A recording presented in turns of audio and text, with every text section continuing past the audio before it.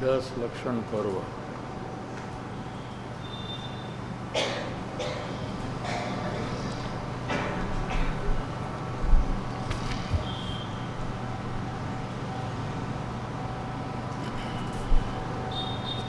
જેમનો મોહ ગળી ગયો છે,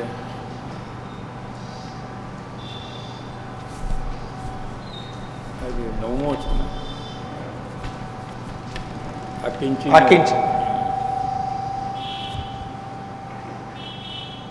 જેમનો મોહ ગળી ગયો છે અને પોતાના આત્મહિતમાં સદા રત છે,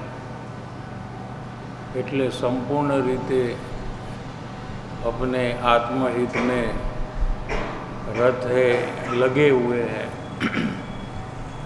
तथा पवित्र चारित्र ने धारण करनारा છે અને ગ્રહ આદિ છોડીને મોક્ષના અર્થે જેઓ તપ કરે છે એવા મુનિઓ વિરલા જ હોય છે. મુનિઓને શાસ્ત્રનું અગાધ જ્ઞાન હોય તેનું પણ મમત્વ के अभिमान होतु नहीं. मुनि को शास्त्र का तलस्पर्शी ज्ञान होता है, एकदम ऊंडाण से शास्त्र के गहन विषय को जानते हैं. इतना क्षयोक्षम होने पर भी ममत्व और अभिमान नहीं होता है.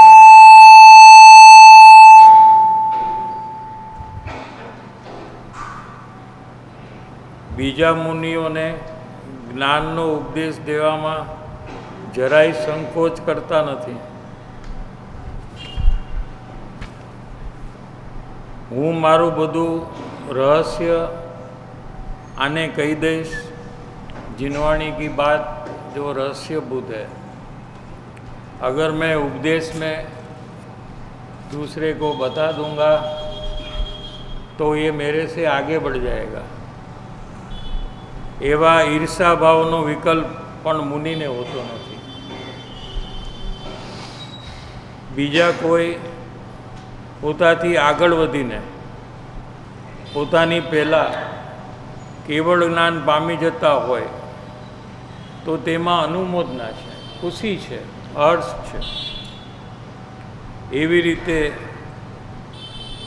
सम्यक दृष्टि गृहस्थोने पण ज्ञान चारित्र आदि गुणों में जे पोताथी अधिक होय, चतुर्थ गुणस्थान में भी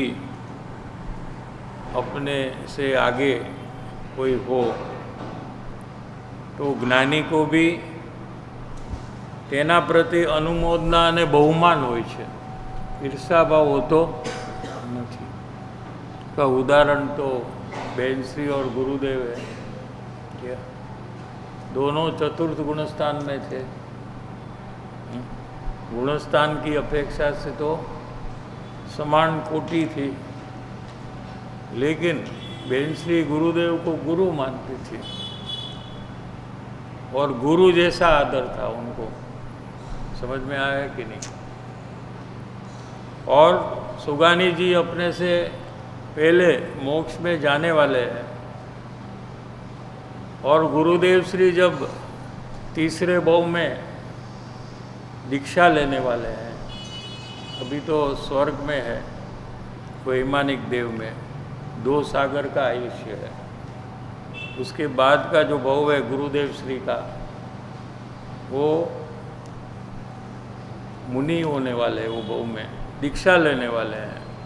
और जब मुनि होते हैं तो वो पहला मंत्र सिद्ध भगवान को याद करते हैं, नमो सिद्धेभ्यो.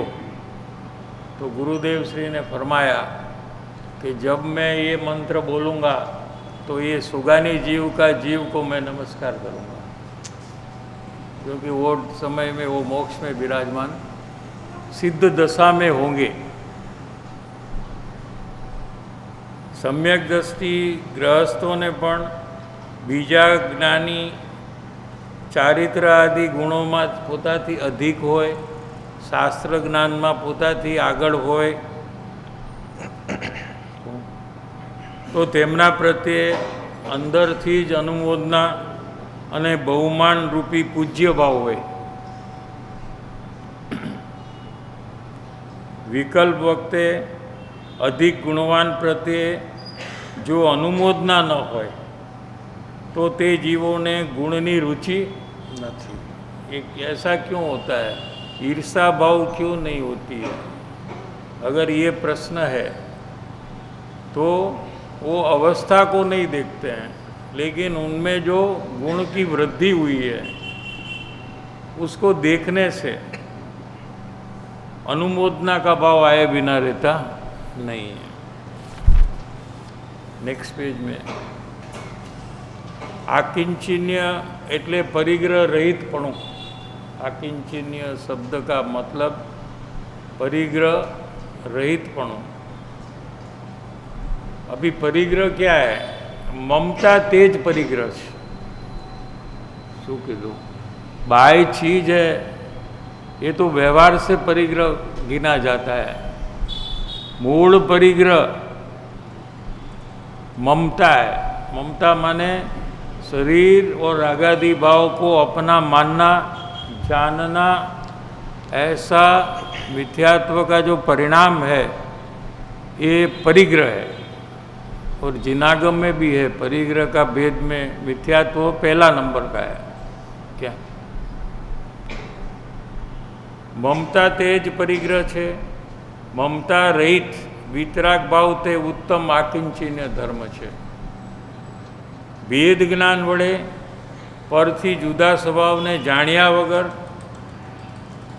पर उपरनी ममता टळे नहीं.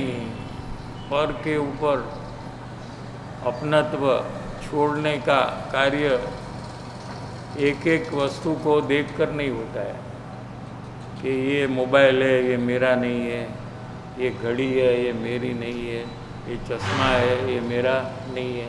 इस प्रकार से नहीं होता है. क्या? लेकिन वेद ज्ञान से स्व पर, जो पर में सब आ गया, स्व एक आत्मा, आत्मा के अलावा सब पर, કેટલું સહેલું છે. एक एक वस्तु ने छोड़वानी नहीं. एक एक वस्तु में से ममता मेरापने का त्याग नहीं करने का है. क्या? वेद ज्ञान वड़े वेद विज्ञान स्व और पर के बीच में होता है. स्व एक आत्मा और इसके अलावा जितना है ये सब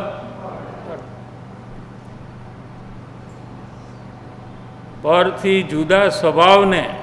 मेरा तो ज्ञान स्वभाव है, मैं तो जानने वाला हूँ, ऐसा जो अपना स्वभाव ने जाण्या वगर, जानना, पहचानना और उसका अनुभव करना, ये जाण्या में बधु आवी गयुं. समझ में? पोतापणे जाण्या वगर ज्ञान स्वभाव को, ज्ञान स्वभाव तो है, राग विभाव भी है, बाहर में शरीर भी है, लेकिन अपनत्व कहाँ है? समझ में आ रहा है कि नहीं?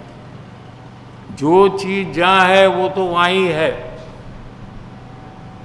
चीज को बदलनी नहीं है, शरीर को छोड़ना नहीं है. क्या समझ में आ रहा है कि नहीं? लेकिन हमारा अपनत्व कहाँ है? हमारा अपनत्व अज्ञान दशा में रागादि भाव मेरा है और शरीर मेरा है, और ज्ञान स्वभाव का तो पता नहीं है कि अंदर में जानने का जो स्वभाव है, जानना जो हो रहा है वो किसका कार्य है वो पता नहीं है. वो कार्य है ना, जानना हो रहा है ना कि नहीं हो रहा है? तो वो किसी का कार्य है कि नहीं? कोई करता है कि नहीं? कार्य है तो करने वाला है कि नहीं? वो करने वाला कौन है ये पता नहीं है. क्या? तो वेद विज्ञान से रागादि और शरीरादि परद्रव्य अपने जानने के स्वभाव से, ज्ञान स्वभाव से अलग जानकर ज्ञान स्वभाव में अपनत्व करने से पूरी दुनिया से अपनत्व छूट जाता है। लो, समझ में आ रहा है कि नहीं? કેટલો સહેલો રસ્તો છે। एक एक चीज में अपनत्व छोड़ने का नहीं है, लेकिन ज्ञान स्वभाव जो है स्व, उसमें अपनत्व हम करें तो पूरी दुनिया से अपनत्व छूट जाता है। एक ही सेकंड में पूरी दुनिया से अपनत्व छूट जाता है। वेद ज्ञान वडे परथी जुदा स्वभाव ने जाण्या वगर, जुदा स्वभाव ने पोतापणे जाण्या वगर पर उपरनी ममता टळे नहीं ने धर्म थाय नहीं। 51 पेज में देहनो संयोग छूटवो ते मुनि ने आधीन नहीं। मुनि को शरीर में अपनत्व नहीं है तो शरीर क्यों है, ऐसा कोई प्रश्न करे। हाँ, क्या कहते कि वो तो आयुष्य कर्म के निमित्त से,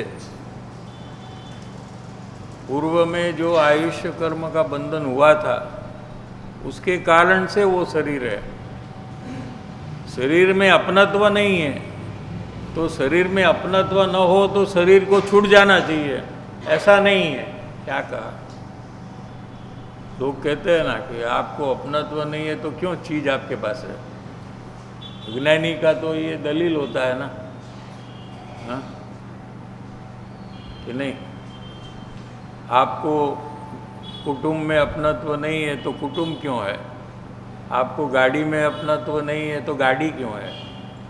गाड़ी है इसलिए आपको अपनत्व है, ऐसे अज्ञानी मानता है ना। अज्ञानी माने आप क्या मानते हो? हाँ, अपनत्व है, गाड़ी है तो अपनत्व है, चश्मा है तो अपनत्व है। क्या वो चीज़ न हो तो अपनत्व नहीं है, ऐसा मानते हैं। लेकिन ऐसा है नहीं। जो भी चीज़ है वो अपनी इच्छा से नहीं है, लेकिन पूर्व कर्म के फल स्वरूप है।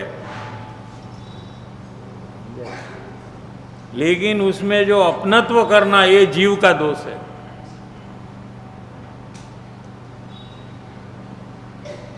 इच्छा करे तो भी इच्छा से नहीं है वस्तु। हाँ, इच्छा तो सब करते हैं कि आ मळे, गाड़ी मळे, बंगला मळे, बैंक बैलेंस हो, लेकिन उससे मिलता नहीं है। क्या ये पूर्व कर्म पुण्य का हो तो मिलता है, पाप का उदय हो तो नहीं मिलता है। क्या यहाँ तो मुनि दशा की बात लेनी है कि देहनो संयोग छूटवो ते मुनि ने आधीन नहीं। वस्त्र आदिनो राग छूटी जता 12માં વસ્ત્ર આદि પણ છૂટી જાય છે એવો નિમિત્ત નૈમિત્તિક સંબંધ છે। क्या दलील दी है, जरा समझने योग्य है कि शरीर में अपनत्व छूट गया तो शरीर को छूट जाना ऐसा निमित्त नैमित्तिक संबंध नहीं है। क्या ममत्व का भाव छूट गया, अपनत्व का भाव छूट गया, ऐसा निमित्त भाव में है तो वहाँ नैमित्तिक में शरीर का छूट जाना ऐसा निमित्त नैमित्तिक संबंध नहीं है। समझ में आया? निमित्त नैमित्तिक संबंध। वस्त्र आदि राग छूटी जता 12માં વસ્ત્ર પણ છૂટી જાય છે એવો નિમિત્ત નૈમિત્તિક સંબંધ છે, ઓલો નથી ને આ છે।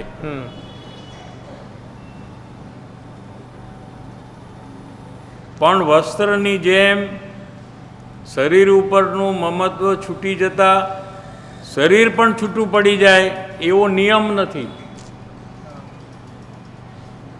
थोड़ा कठिन है तो विचार करना चाहिए हमें, तो समझ में आएगा।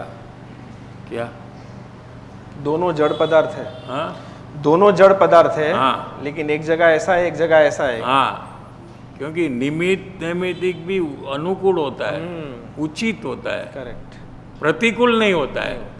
क्या वहाँ आयु कर्म को निमित्त बताया। हाँ, आयु कर्म वहाँ निमित्त है, वो तो पहले से बन दिया है। क्या, जिसका आयुष्य कर्म लंबा हो और वो बीच में कोई परेशानी के कारण से आपघात करने का प्रयास करे तो उसका मरण नहीं होगा। बराबर। क्या, शरीर छोड़ना चाहे तो भी नहीं छोड़ पाए। नहीं छोड़ सकता है। नारकी जितने हैं, हाँ, वो इतनी पीड़ा में हर एक समय में दुखी है। जन्म से उसको 16 रोग तो फाइनल स्टेज में होते हैं, टर्मिनल स्टेज। टर्मिनल माने बस अभी है, कुछ नहीं हो सकता, ऐसा यहाँ जो होता है ना, क्या, वो जन्म से उनको ये 16 रोग, टाइफाइड, एड्स, कैंसर, टीबी, सब प्रकार के रोग फाइनल स्टेज में होते हैं। तो उसकी इतनी पीड़ा तकलीफ का भोगवटा उसके निमित्त से उनको हो रहा है। इसलिए कोई नारकी जिंदा नहीं रहना चाहता है, क्या, लेकिन मर नहीं सकता। कोई उसको 10-12 नारकी एक ग्रुप बनकर, यहाँ भी होता है ना दुश्मन दोस्त, हाँ, वहाँ भी होता है। सबको अवधि ज्ञान है नारकी को। अवधि माने अपना भूतकाल, जैसे कल की बात आप जानते हो वैसे वो जानते हैं। तो उनको पूर्व काल में पता लगता है कि ये मैं मनुष्य था या तिर्यन था, तो इसने बहुत मुझे परेशान किया था वो टाइम पे। क्या, वो याद आने पर वो एकदम गुस्से में आ जाता है। और ऐसे जो जो लोग हैं जिसको परेशान किया था पूर्व भव में, ये सब एक साथ मिल जाते और एक नारकी को पकड़कर એને ચોળાની શાકની જેમ સમારે, નાના નાના પીસ। क्या, ચોળાનું શાક સમારે જોયું છે કે નહીં? નાના નાના બધા છૂટા પડે એવી રીતે। ऐसी पीड़ा वो सहन करता है। वो मरना चाहता है लेकिन मर नहीं सकता। कम से कम 10,000 साल तो आयुष्य रहता है वहाँ, और हर एक सेकंड में उसको जिंदा नहीं रहना है। ऐसे नरक में हम लाखों बार जाकर आए हैं, एक बार नहीं, 1000 बार नहीं, लाखों करोड़ों बार। क्योंकि हम कायम है, शाश्वत है, जीव कायम है, तो कोई ना कोई गति, कोई ना कोई भव उसको मिलेगा ही, और उसके परिणाम जो है उसके अनुसार उसको भव मिलता है। और अपने परिणाम अभी भी कैसे है हमको पता है अंदर में। क्या, तो अगर तिर्यंश में रहेंगे गाय भैंस आदि तो भयभीत रहते हैं कि वाघ सिंह आदि हमको खा जाएंगे, और वाघ सिंह तिर्यंश में हो तो देखते रहते हैं कि किसको मारे और खाए। क्या, अति क्रूरता से वाघ और सिंह अपना शिकार को फाड़ कर खाते हैं। क्या, धीरे धीरे नो करे, हमें शिकार करे અને પકડાય ત્યારે આમ ફાડીને ખાય એને। कितनी क्रूरता का परिणाम उनको होता है, उसके फल में वो नरक में जाता है। क्या, ज़्यादा बहु तो ऐसा ही रहता है, मनुष्य का बहु तो बहुत कम होता है जहाँ हमको उपदेश सुनने का मौका मिले। क्या, और हमारे परिणाम में कुछ बदलाव आ सके। तिर्यंश में तो कौन उपदेश देगा? नरक में कौन उपदेश देगा? स्वर्ग में कौन देगा? બધા મજા મસ્તી કરતા હોય, कौन दे एक બીજાને उपदेश? हाँ, वहाँ उपदेश नहीं मिलता है ना, तो स्वर्ग के जो देवो हैं, ज्ञानी है, वो सब सिमंदर भगवान के पास चले जाते हैं, वहाँ से महाविदय क्षेत्र। क्या कहा, समझ में आ रहा है क्या? अभी गुरुदेव श्री कृपाणु देव, आचार्य भगवान, ये सब सिमंदर भगवान की वाणी सुनने के लिए चले जाते हैं। ऐसी लब्धि होती है उनको, सब देव को होती है। एक जगह से दूसरे जगह में जाने का एक कार्य वो देव का वैक्रिय शरीर में होता है।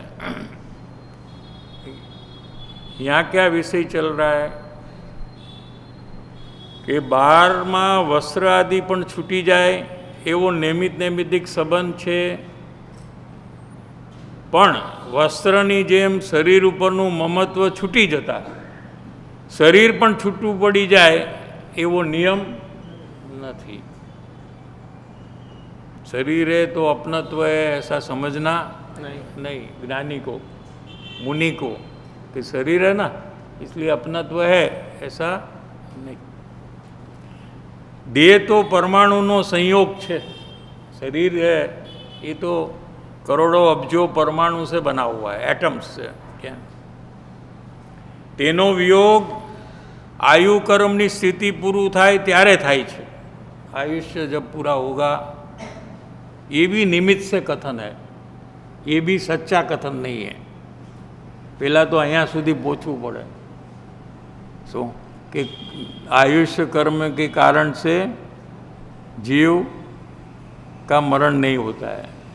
वास्तविक तो ऐसा भी नहीं है। जीव की योग्यता शरीर में जितनी रहने की है उतना टाइम ही जीव रहता है, और जब जाने का टाइम आता है वो समय में आयुष्य कर्म का अभाव ही होता है।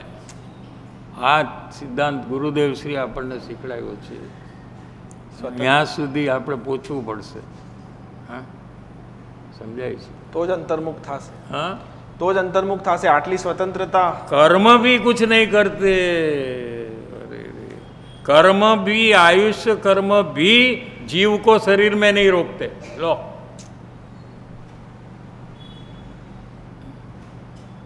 जीव अपनी योग्यता से शरीर में रहता है तो आयुष्य कर्म का उदय होता है वहाँ निमित्त में। क्या? और जीव अपनी योग्यता से ये शरीर को छोड़कर दूसरे शरीर में जाता है, तो वो समय में अगर हम चेक करें तो आयुष्य कर्म खत्म हो गया है वहाँ, ऐसा दिखता है।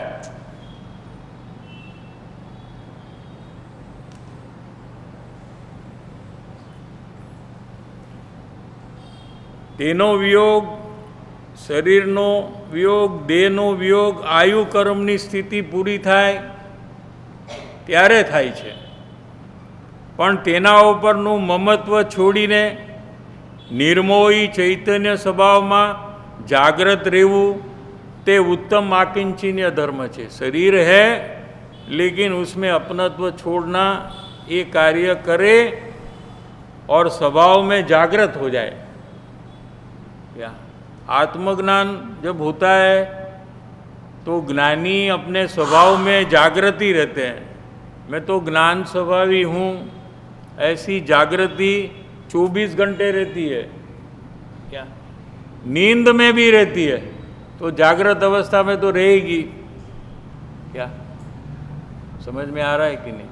अगर एक समय भी जागृति चली गई तो अज्ञान चालू हो जाएगा और रागादि भाव में शरीर में अपनत्व हो जाएगा। क्योंकि कोई भी जीव अपनत्व करे बिना एक समय भी नहीं रहता है, भले वो अज्ञानी हो, ज्ञानी हो कि केवड़ी भगवान हो। क्या कहा? समझ में आया कि नहीं? जैसे जीव ज्ञान जाने बिना रहता नहीं, कोई भी जीव, निगोत का जीव हो कि केवड़ी भगवान का जीव हो, प्रत्येक समय जानना ऐसा कार्य करे बिना रहता नहीं, ऐसा कार्य हुए बिना रहता नहीं। ऐसा जीव कहीं न कहीं अपनत्व करे बिना रहता नहीं है। समझ में आ रहा है कि नहीं? अपनी बात चल रही है, अपना जीव कैसा कार्य कर रहा है, ये बात हमको समझनी चाहिए।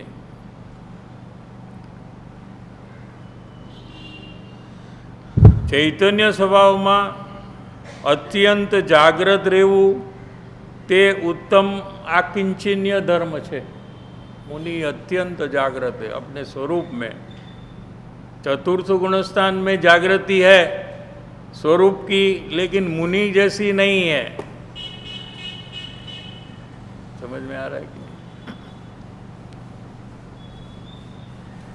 ममत्व तो दोनों को नहीं है, लेकिन ममत्व राग नहीं। में फर्क है। हाँ, क्योंकि जितनी लीनता है, स्थिरता है, उस अनुसार जागृति है। मुनि दशा में बहुत लीनता हो गई है। क्या समझ में आया? शरीर है कि नहीं वो पता नहीं चलता है उनको। हाँ। वो विचार करने से उनको दिखता है कि अरे ये शरीर है। इतना शरीर का विस्मरण हो गया है। सिर्फ एक आत्मा ही जानने में आता है। ऐसा मुनि है, ये परम पूज्य है। क्या आगे यहाँ कोई प्रश्न करे छे, कोई मुमुक्षु को प्रश्न हुआ कि मुनिओने जेम शरीरादिનું મમત્વ વગર હોય છે તેમ મમત્વ વગર વસ્ત્ર પણ માનવામાં આવે તો શું વાંધો છે? समझाई છે प्रश्न? आपने कहा शरीर है मुनि को, लेकिन अपनत्व नहीं है। बराबर। आपकी बात हमने मान ली, ठीक है, ममत्व नहीं है और शरीर हो सकता है। तो हमारा एक प्रश्न है आपको कि अगर हम कपड़ा पहने और ममत्व न हो तो चलेगा कि नहीं? प्रश्न समझ में आ रहा है कि नहीं? आप ही की बात से मैं पूछ रहा हूँ।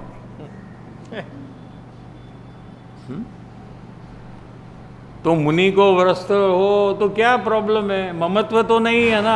जैसे शरीर है और ममत्व नहीं है, वैसे कपड़ा भले हो ममत्व नहीं है, तो कपड़ा पहन सकते कि नहीं मुनि? तो शू वांदो छे? क्या प्रॉब्लम है इसमें? इतना बड़ा आप लोग ने अलग धर्म क्यों किया ये इश्यू पर? क्या प्रॉब्लम है इसमें? ममत्व नहीं है, बस खत्म। शरीर है तो ममत्व नहीं है, तो कपड़ा है तो ममत्व नहीं है, तो क्या प्रॉब्लम है? तेनो उत्तर शरीर, आहार, पुस्तक, पुस्तक अने जीनवाणी, शास्त्र वगैरह तो संयमना निमित्तो छे। संयम धर्म का पालन करना हो उसके लिए निमित्त है आहार। एक बार आहार लेते हैं मुनि, क्या? और जीनवाणी, ये सब संयम के साधन है। वस्त्र कहीं संयमનું निमित्त नहीं। क्या समझ में आ रहा है? न्याय क्या है? देखो, वस्त्र तो रागનું, असंयमનું निमित्त है। शरीर के प्रति राग है तो शरीर को ढंकने का भाव आया। हाँ, समझ में आया कि नहीं? तो ये वस्त्र है, ये राग के कारण से है, लेकिन शास्त्र और आहार है ये तो संयम धर्म पालन के लिए है। बुद्धिपूर्वक विचारपूर्वक वस्त्र राखे, वस्त्र तरफनो विकल्प होय, वस्त्र पहनने का विचार विकल्प हो, छतां कोई कहे कि मने वस्त्र माटे राग नहीं,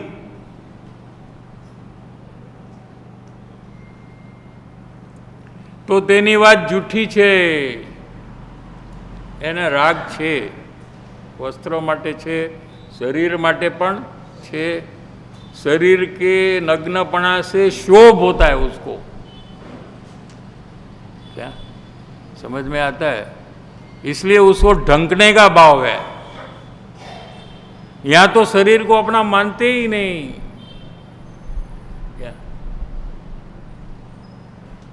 निर्ममत्वपणे वस्त्रनो संयोग क्यारे गणाय?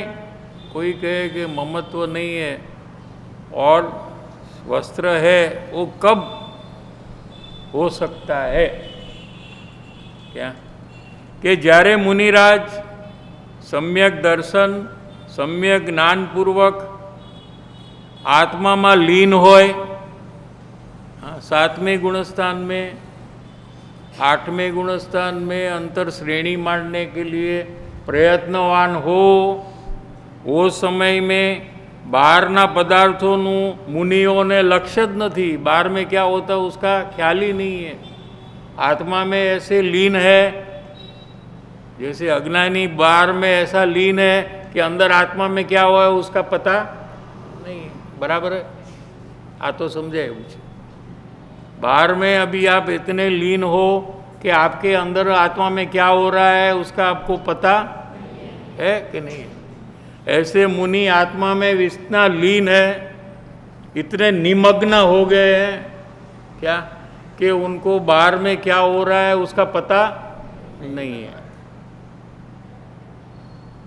ते वक्ते कोई बीजा आवीने, अभी क्या होता है कि कोई ठंडी बहुत है समझो, हाँ, और कोई नग्न शरीर वाला जीव वहाँ ध्यान में बैठा है एकदम, क्या तो कोई वहाँ से अपना जैसा कोई पास हो, हाँ, वहाँ से, और ऐसा देखे करे रे इतनी ठंडी में ये मुनि ये जीव का कितनी तकलीफ होती रहेगी, तो अपने पास जो कपड़ा है उसको आपके पास है ना वो उसको ऊपर डाल दे, एवो भाव એને આવે ને કે નાખી દે। उसको पता नहीं है कि मुनि है, इनको तो वस्त्र होता नहीं है क्या, लेकिन दया उसको आ गई तो उसने ऐसा वस्त्र उसके ऊपर डाल दिया क्या।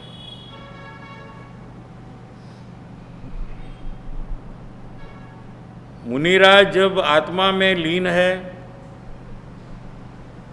બહાર પદાર્થોનું લક્ષ્ય જ ન હોય, ખ્યાલ જ નથી બહારમાં શું થાય છે, તે વખતે બીજો કોઈ આવીને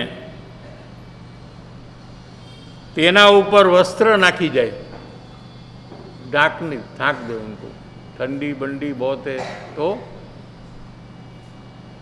कोई दया का भाव के कारण से उसको वस्त्र नाखी जाए तो તે વખતે परिस गणाय છે। શું ગણાય છે?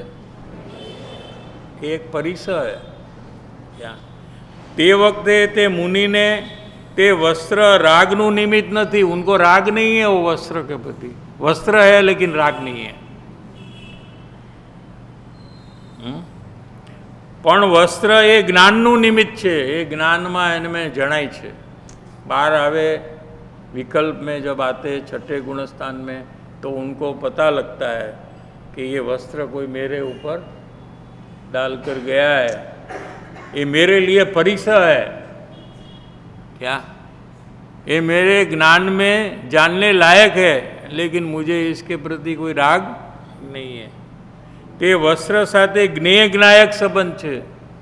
જેમ દુનિયા જ્ઞેય અને હું જ્ઞાયક में जानने वाला, ऐसे वस्त्र ज्ञेय में जानने वाला, इसके अलावा कोई संबंध नहीं है।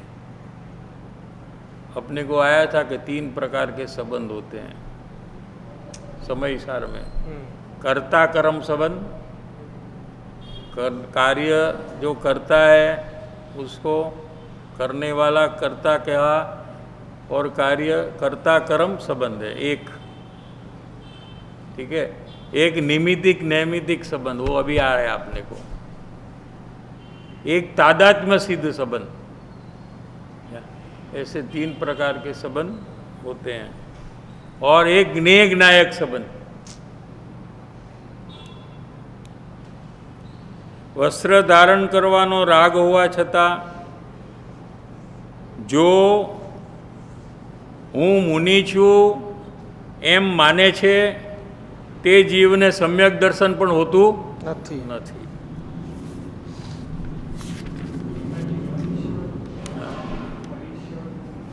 परिस माने वही परिसर होता है ना, उपसर्ग 22 प्रकार। हाँ, कोई एक प्रकार का अमुक संकट करे, परिसर, हाँ कोई संकट उस प्रकार का हाँ, मुनिराज के बाई ऊपर से है। कुछ उत्पन्न होता है, इच्छा नहीं है, राग नहीं है और हो गया, कोई पूर्व कर्म का रहेगा शायद, क्या हाँ अंत में અહીં ઉત્તમ આકિંચન્ય ધર્મનું વ્યાખ્યાન પૂરું થયું.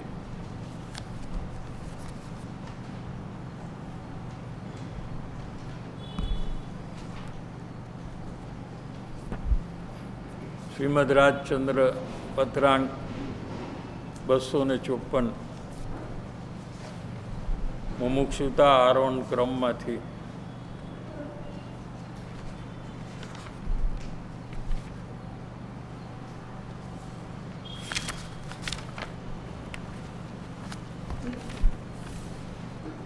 કાલે આપણે ક્યાં સુધી આવ્યા હતા?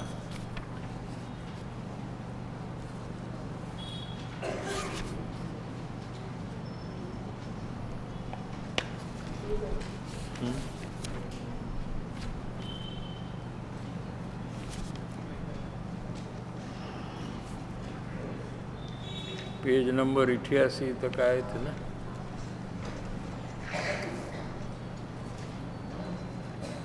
अंत में वो विषय चला था कि मुमुक्षु जीवना परम प्रेम वाला अर्पणता वाला परिणाम थया.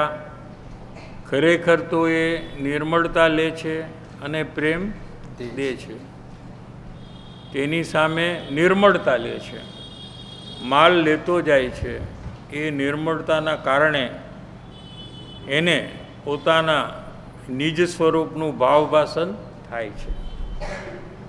आत्मा का निश्चय पहले जो मुमुक्षु की दशा है, क्या अंत में जो मुमुक्षु की दूसरे पॉइंट में फाइनल पोजीशन में जो दशा होती है, जिसके बाद आत्मा का निश्चय होता है, उसका ये पैराग्राफ में बताया है कि उसको निर्मलता बहुत प्रकट हो जाती है. उसका कारण क्या है कि ज्ञानी के प्रति परम प्रेम और अर्पणता का कारण से उसके अंदर में निर्मलता बढ़ती है, मलिनता कम होती है. दर्शन मोह जो कर्म है ये टूटने लगता है. क्या इतना टूटता है कि उसको भाववासन की योग्यता यहाँ प्रकट होती है. પછી આપણે 89 પેજથી લઈએ. અધિક શું કહીએ? અનંત કાળે આ જ માર્ગ છે. कृपालुदेव का वचन है ये कि इससे ज़्यादा हम क्या कहें आपको. जितना कहना चाहिए पूरा कह दिया हमने. कदाच आ विषयમાં બીજો માર્ગ શોધવા ચાહશો તો બીજો માર્ગ નથી. कोई एम के मारे तो बीजी रीते आत्मज्ञान मुझे करना है, या मुझे दूसरी तरह से दूसरी तरीके से धर्म की प्राप्ति करनी है, तो कहते हैं कि ऐसा कोई रास्ता नहीं है. आ मार्ग कोई ने अनुकूल न लागे, अनुकूल न आवे अथवा न लागे, आ मन नहीं गमतुं भाई. आवुं बधुं पोताना दोष जोवा, स्वीकारवा, बीजाना गुण माण, दोषमांथी गुण जोवा, शू यार आ स्वच्छंदने मटाड़ो. कोई तो एम कहतुं हतुं कि स्वच्छंदने कारणे तो हूँ संसार में बहु सारूँ काम करी सकूँ छुं. मारो स्वच्छंद वधारे होय तो हूँ बहु फर्स्ट क्लास काम करी सकूँ, अने स्वच्छंद घटी जाए तो हूँ एकदम कॉन्फिडन्स मारो तूटी जाइश. हाँ, जाने कि हूँ कांई नथी, हूँ खाली दोषवाळो ज छुं, मारामां कांई नथी माल.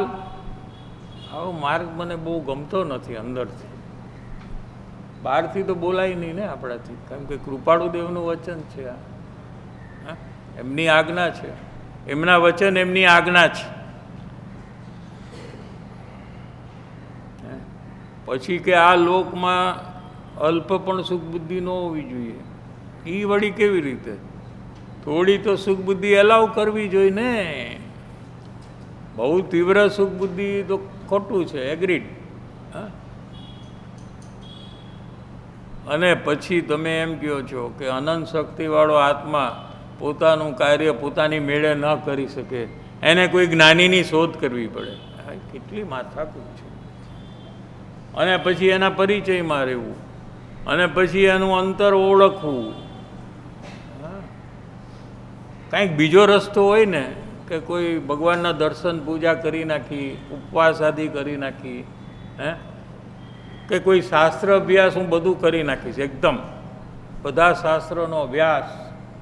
હા, કે હું દીક્ષા લઈ લઉં છું, દીક્ષા જ લઈ લઉં છું, કુટુંબ ઘર બાર બધું છોડીને વ્યો જાઉં છું, એનાથી મને ધર્મની પ્રાપ્તિ થઈ જાય, એ મને સહેલું લાગે છે. આ રીતે કરવું મને નથી ગમતું. તો કૃપાળુદેવ કહે છે કે બીજો કોઈ માર્ગ જ નથી. આજે કર, કરોડ ભાવ પછી કર. કરોડ ભાવ પરિભ્રમણ કરીને પણ તારે આ જ કરવું પડશે, જો તારે મોક્ષની પ્રાપ્તિ કરવી હોય તો. संसार में परिभ्रमण करना है तो ये सब करने की ज़रूरत नहीं है, करना भी नहीं, क्योंकि करेंगे तो फिर परिभ्रमण नहीं कर सकते संसार में. समझ में आया? आ मार्ग कोईने अनुकूल न आवे, एमने आ वात बराबर लागती नहीं. कोकने अमो बीजी रीते कहीं करवा इच्छीए छीए, अमारे कोई बीजी रीते धर्म करवो छे, अथवा हम जो रीत से पहले करते आए हैं वो रीत से ही हमको करना है, हमको कोई चेंज नहीं करना है. क्या? और बाप दादा जो रीत से कर रहे हैं वो रीत तो अच्छी सही होगी ना, वो लोग सोचकर तो करते रहेंगे ना. हाँ, तो वही रीत से हम करेंगे तो क्या प्रॉब्लम है? अमो बीजी कोई रीते करवा ઈચ્છીએ છીએ ત્યારે તેની સામે આ વાત કૃપાળુદેવ કહે છે કે અનંતકાળે આ જ માર્ગ છે, બીજો કોઈ માર્ગ, બીજો કોઈ ઉપાય, બીજો કોઈ રસ્તો નથી. હવે આગળ વાત લે છે. પહેલું અને ત્રીજું કારણ. પહેલું કયું? એ એક અવરોધક દોષિત કારણ, અટકવાનું કારણ શું? અને ત્રીજું આત્માનો નિશ્ચય. આ બે અવરોધક કારણ છે आत्मज्ञान नहीं होने के कारण. समझ में आ रहा है कि नहीं? पहलू અને ત્રીજું કારણ જવા માટે બીજા કારણની હાનિ કરવી. પહેલું એટલે આ લોકની અલ્પ સુખેચ્છા, એવો દોષ. થોડું પણ સુખ લાગે એ દોષ છે, ઘણું સુખ લાગે એ તો મોટો દોષ છે. અને બીજું આત્મ પદાર્થનો અનિર્ણય, એ પણ દોષ છે. એ બંને દોષ જવા માટે, મટાડવા માટે, ટાળવા માટે તો શું કરવું અમારે? એમ કે બીજા કારણની હાનિ કરવી. બીજું કારણ શું છે? હા, સમજાઈ ગયું ને? એકોમાં બધું સમજાઈ જાય કે નહીં? બીજા કારણની હાનિ કરવી એટલે પરમ વિનયમાં વર્તવું. જો પરમ વિનયમાં ઓછપ હોય તો તે ઓછપ ટાળવી. ઓછપ છે ને એટલે તો પેલું સંકિત થયું નથી. ઓછપ નથી એમ નથી, સમજાય છે? ઓછપમાં કોકને વધારે ઓછપ છે અને કોકને ઓછી ઓછપ છે, એમ હોઈ શકે. સમજાય છે?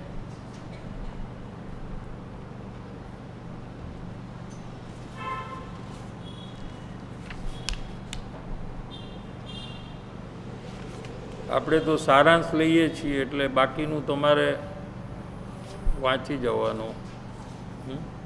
પછી 91 પેજમાં આપણે આગળ વાત લઈએ છીએ. સુસાધન કયા છે? સતદેવ, સતગુરુ, સત્શાસ્ત્ર આદિ જે સાધન કયા છે તે સાધનની આરાધના જીવને નિજ સ્વરૂપ કરવાના હેતુપણે છે. ये पत्रांक 526 का है ना, 526 चल रहा है, ये भी उसका रेफरेंस. तथापि ત્યાં પણ જીવ જો વંચના બુદ્ધિએ પ્રવર્તે તો કોઈ દિવસ કલ્યાણ થાય નહીં. હવે વંચના બુદ્ધિ એટલે શું? વંચના બુદ્ધિ એટલે સત્સંગ, સદગુરુ આદિને એટલે શાસ્ત્ર આદિ વિશે ખરા આત્મભાવે મહાત્મ બુદ્ધિ ઘટે તે મહાત્મ બુદ્ધિ નહીં, જેટલો એને મહિમા આવવો જોઈએ સત્સંગનો, સદગુરુનો, સત્શાસ્ત્રનો, એનાથી ઓછો મહિમા આવે છે. પૂરો મહિમા જે આવવો જોઈએ એને તો એ મહિમા નથી એને.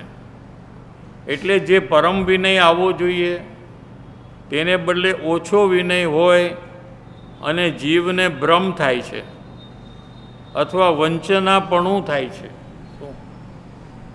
છેતરવાપણું થાય છે. કોને? કે પોતાને.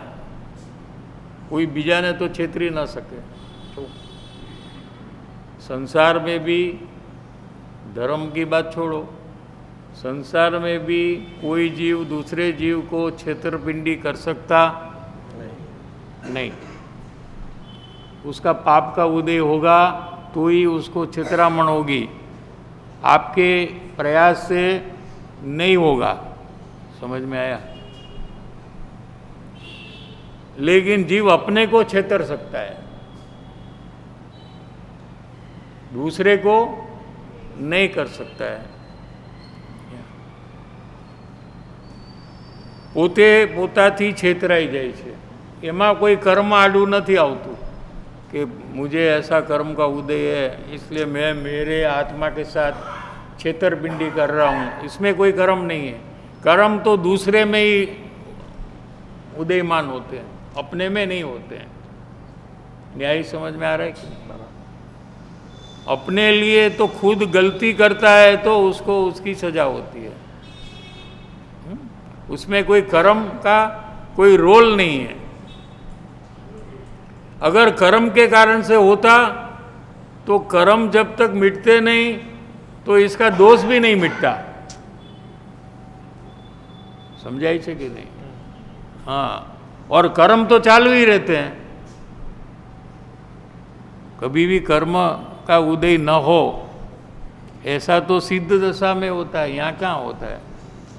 संसार में तो सर्वजीव को कर्म का उदय चालू ही है. अगर कर्म के कारण से अगर जीव अपना दोष करता है तो कभी भी दोष से छूट नहीं सकता, क्योंकि कर्म का उदय तो चालू रहेगा. इससे ये नक्की हुआ कि अपने स्वकार्य में कर्म का कोई रोल नहीं. आपको नक्की आपको करना है. जिनवाणी तो बता दिया न्याय से. क्या दूसरे को छेतरने में कर्म का रोल है, क्योंकि उसका कर्म ऐसा है कि उसको छेतरपिंडी हो जाती है. आपके छेतरने के प्रयास से नहीं हो रही है, लेकिन आपके छेतरने के प्रयास से आपको कर्म बंधन अवश्य हो रहा है. और उसका फल जब आएगा तो दूसरा आपको छेतरेगा.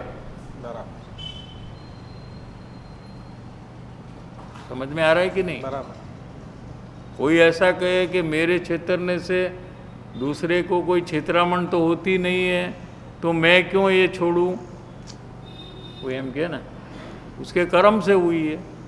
हाँ, मेरे से तो हुई नहीं है तो मैं तो छेतरपिंडी का काम करते ही रहूँगा. तो कि ऐसा नहीं है. तू ये भाव करेगा तो इसमें जो कर्म बंधन होगा तो आगे जाकर तेरी छेतरापंडी कोई और करेगा.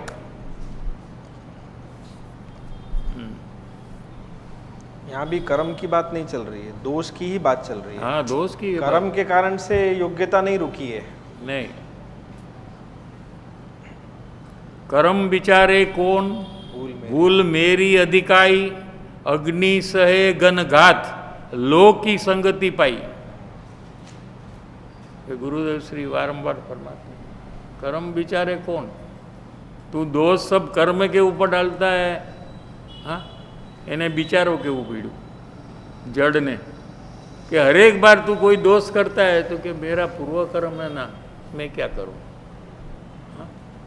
ये कर्म का उदय ऐसा है ना, ये संयोग ऐसे है ना, क्या बाहर में ऐसे संयोग है तो मैं क्रोधादि भाव करे बिना रह सकता। ये कर्म का दोष नहीं है, तू वही संयोग में क्षमा भाव रखना, हाँ, छोड़ दे, माफ कर दे, हाँ, क्रोधादि भाव का त्याग कर ले। हाँ, मारा पूर्व कर्म ने लीधे आ फળ આવ્યું છે એમ માન તો તને ક્ષમા ભાવ આવશે, એને લીધે થયું છે એમ માનીશ તો તને ક્રોધ આવશે, है ना। समझ में आ रहा है। कोई अपने को ठगता है तो उसका मतलब कि मेरा कर्म ऐसा है, मैंने ऐसे भाव पूर्व में किए थे, उसका अभी फल आया क्या। तो सामने के वाले जो अपने को ठगता है उसके प्रति द्वेष करने से क्या फायदा। ऐसे सब उदय प्रसंग में ऐसा निर्णय करना बहुत जरूरी है, बहुत जरूरी है। नहीं तो तीव्र राग द्वेष और दुख के परिणाम चालू हो जाएंगे, हाँ, जीवन जीना कठिन हो जाएगा। बराबर। क्या समझ में आ रहा है कि नहीं। असमाधान होगा सब जगह में, सबसे संबंध बिगड़ जाएगा। बराबर।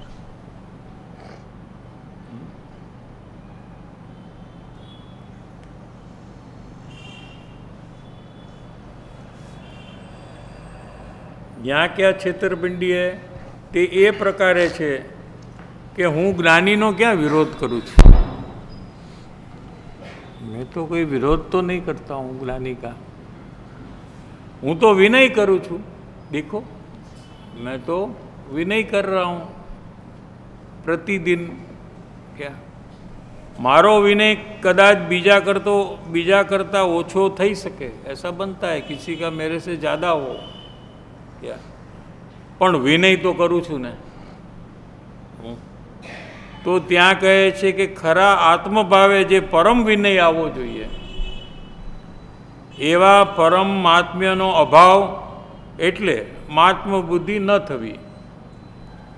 એને પોતાના આત્માને હજી સુધી અજ્ઞાનપણું વર્ત્યા કરે છે, માટે તેની અલ્પજ્ઞતા લઘુતા વિચારીને અમાત્મ બુદ્ધિ નહીં, શું છે કે પોતે અજ્ઞાન દશામાં છે એ ભૂલી જાય છે શું, અને પોતે અનંત પરિભ્રમણ કરી રહ્યો છે, અને સામે જ્ઞાની છે એને આવા નિકરસ કાળમાં પંચમારો એટલે हल्को काल, उसमें भी अभी जो पंचमारा है वो 1 लाख पंचमारे में एक बार आता है, ऐसा पंचमारा है। शू सबसे हल्का पंचमारा तो क्या कहते हैं, हीन काल, हीन निकृष्ट, हीन काल, ऊंडा अवसर पीढ़ी, ऊंडा अवसर पीढ़ी में ये जो अभी काल आता है धिट काल एकदम, इसमें क्या फर्क हुआ। एक आध फर्क तो ये कि दूसरे पंचमारे में अन्य धर्म वाले जैन धर्म का विरोध करते हैं, ये तो समझ में आती है, ऐसी बात है क्या। लेकिन ये काल में जैन लोग जैन धर्म का विरोध करेंगे, ऐसा कभी नहीं होता है क्या। श्वेतंबर दिगंबर का विरोध करते हैं, हाँ? जैन एक भगवान को मानने वाले, महावीर भगवान को मानने वाले एक दूसरे का विरोध करते हैं क्या। जैनी जैन धर्म के निंदक, हाँ जैनी जैन धर्म के निंदक। हाँ, ये हुंडा अवसर बीड़ी काल है। क्या? ऐसे निकृष्ट काल में जो जीव ने अंतर्मुख कर आत्मज्ञान की प्राप्ति की है, क्या उन्होंने कितना पुरुषार्थ किया रहेगा, और स्वयं हर जगह में हार जाता है। पर पदार्थ में सुख लेने का मौका कभी छोड़ता नहीं है। क्या हर जगह में इतना अभ्यास करने के बाद, इतना समझ लेने के बाद, फिर हर जगह में हार जाता है। वो अपनी लघुता, अपना छोटापना, क्या उसको भाषित नहीं होता है।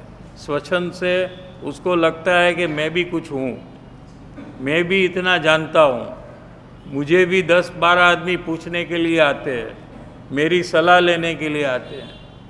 ऐसे अपने को जो लघुता का भाव होना चाहिए वो नहीं है, तो वहाँ भी ज्ञानी में परम विनय नहीं आता है। समझाई છે कि नहीं? बराबर। अपने कोई भी कार्य को देखकर वो गर्व कर रहा है। हाँ, अपनी लघुता, अपने में जो कमी है, अगर हमारा मरण हुआ तो हमारा जन्म कहाँ होगा उसका भी कोई ठिकाना नहीं है।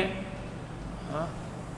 कौन सी गति में जाएगा, कितना दुख भोगेगा, क्या तो कैसी दशा में वो है, उसको उसका भान नहीं है।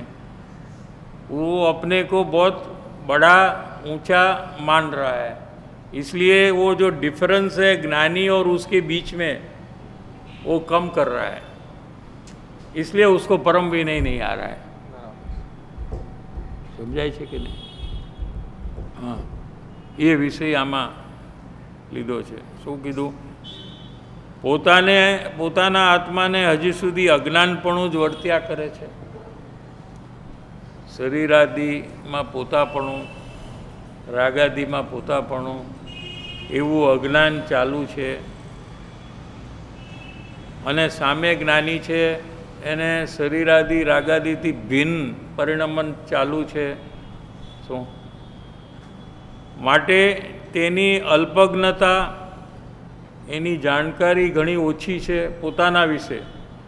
પરમાં ભલે એને એન્જિનિયર હોય, ડૉક્ટર હોય, ચાર્ટર્ડ એકાઉન્ટન્ટ હોય, MBA હોય, ગમે તે હોય, હા, પણ પોતાના વિશે, પોતાના આત્માના વિશે એની જાણકારી બહુ અલ્પ છે। પોતાની અલ્પજ્ઞતા, લઘુતા,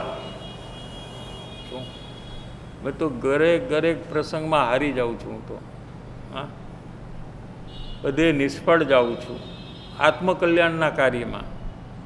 લઘુતા વિચારીને અમાત્મ બુદ્ધિ નહીં, પોતાને પામરતા ન લાગે, અને તે સત્સંગ ને સદગુરુ વિશે યોગમાં પણ જીવ જો लघुता धारण न करे, संसार में तो मैं ग्रेट हूँ ऐसा ही वर्तन कर रहा है वो दूसरे के पास, संसारी लोग के पास। क्या लेकिन यहाँ भी सत्संग में भी सत्संग અને સદગુરુ વિશે એના યોગમાં પણ જીવ લઘુતા ધારણ નથી કરતો કે હું તો કાંઈ નથી, મારામાં તો કાંઈ છે નહીં। આપણે 20 દોરા આવ્યા હતા ને, હા, હું તો દોષ અનંતનું, હા, હું તો દોષ અનંતનું, હા, મારામાં વિવેક શક્તિ નથી, નકામી બાબતમાં હું એટલો ઉશ્કેરાઈ જાઉં છું, વાતમાં કાંઈ માલ ન હોય, અને હું જાણે કે વર્લ્ડ વોર ચાલુ થઈ ગઈ એવી રીતે મારું વર્તન થઈ જાય છે। એ વખતે મારે શાંતિ જે પ્રગટ કરવી જોઈએ, શું એ હું કરતો નથી, મને ભક્તિ નથી, સેવા નથી, આપણે બધું આવ્યું હતું। અધમાધમ અધિકો પતિત, હા, સકળ જગતમાં હું। હા, એવી પોતાની લઘુતા હોવા છતાં પોતે માનતો નથી, પોતાને ઘણો આગળ છે, હોશિયાર છે એમ માને છે. તો એ સત્પુરુષના યોગમાં પણ જીવ લઘુતા ધારણ નથી કરતો. તે પ્રત્યક્ષપણે જીવ ભવ પરિભ્રમણથી ભય નથી પામતો એમ જ વિચારવા જેવું છે. શું કીધું? આ લક્ષણ આપી દીધું કે જેને પરિભ્રમણનો ભય છે એને આવા પરિણામ થાય જ નહીં. સમજાય છે? એ તો પોતે અંદર મેં ચેક કરે એટલે ખબર પડી જાય કે શું મને પરિભ્રમણનો ભય છે, નથી, એટલે આવા બધા દોષ એને ઉત્પન્ન થાય છે. ગમે ત્યારે મરણ થશે કે નહીં થાય એ વાતનો વિચાર જ નથી. અને મરણ હોગા તો મેરા જન્મ કहाँ હોગા, એનો વિચાર જો જીવ કરે ત્યાંથી એને પરિભ્રમણનું ભય લાગે તો ત્યાર પછી એમાં લઘુતા આવી જાય અને જ્ઞાની પ્રત્યે પરમ વિનય ભાવ એને ઉત્પન્ન થાય. સમજ में आ रहा है कि नहीं? એને પરિભ્રમણનો ભય નથી. આમ કૃપાળુ દેવે પોઈન્ટ પકડ્યો અહીંયા. ભલે એ ગમે તે કરતો હોય, ભલે એમાં ગમે તે પ્રકારના દોષ હોય, પણ એને આ મોટો દોષ છે, પરિભ્રમણનો એને ભય નથી.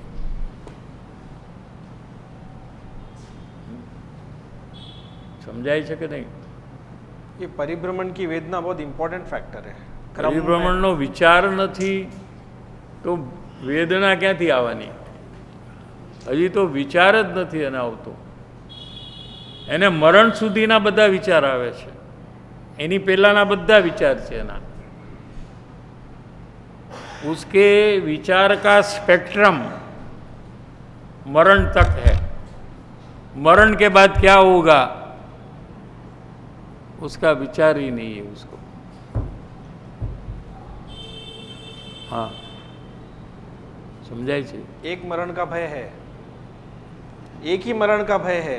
हाँ, ये मरण का भय है लेकिन परिभ्रमण का भय नहीं है. मरण के बारे में भी सोचता नहीं है. कोई ऐसा उदय आ जाए ना तभी उसको भय चालू होता है. અત્યારે કોઈને ભય નથી મરણનો. આ બેઠા છે. હા, સમજાય છે? પણ આમ શ્વાસ આમથી આમ કાંઈ થાય એટલે અરે રે મરણ થાય, હમણાં હાર્ટ એટેક આવશે, ત્યાં એને મરણનો ભય થાય. પછી પાછું કોઈ ડૉક્ટર હોય કે કુછ નહીં હે, નથિંગ, ડોન્ટ વરી, પાછું વયો જાય ભાઈ. હા, કાંઈ વાંધો નથી, હવે કાંઈ પ્રોબ્લેમ નથી. વળી પાછું બીજો પ્રોબ્લેમ આવે ત્યાં સુધી એને કોઈ ભય નથી. મજા મસ્તી મોજ કરતો હોય, खुश થઈ જાય. હા, खुश થઈ જાય. હા, વળી પાછું કંઈક પ્રસંગ આવે એટલે એને વળી પાછું યાદ આવે, અરે મરણ. આવું છે મરણનો ભય. સતત જે ભય હોવો જોઈએ એ નથી. સવારે ઉઠે અને પહેલામાં પહેલે એને એમ નક્કી કરવું જોઈએ કે આજે મારા જીવનનો કદાચ છેલ્લો દિવસ હશે, અને હોઈ શકે. જો એમ વિચાર કરે તો આખા દિવસના એના જે પરિણામ છે એ આપોઆપ સરખા થવા માંડે. એક દિવસ કરીને જુઓ તો ખબર પડશે. કૃપાળુ દેવે તો આજ્ઞા આપી છે આવી રીતે કરવાની. હા. પગ મૂકતા પાપ છે, હા, જોતા ઝેર છે હમ, અને માથે મોત ભમે છે, હા, એમ વિચારીને આજના દિવસમાં પ્રવેશ કરજો. બસ. રોજ સવારે ઉઠીને પહેલા क्या करना, शायद आज मेरा आखिरी दिन हो सकता है. हाँ, तो कितने काम जो आपको नहीं करने चाहिए वो आप छोड़ देंगे तुरंत. हाँ, छोड़ने यार, આપણે છેલ્લો દિવસ છે, કોણ માથાકૂટ કરે? આને જરાક સમજાવો. ના બે ના, એને મારે નથી સમજાવવું, મારું હું કરું ને, એને ક્યાં સમજાવું? પણ આને તમારી સલાહ જોઈ છે. અરે ભાઈ મૂકને, મારે સલાહ દેવી જ નથી.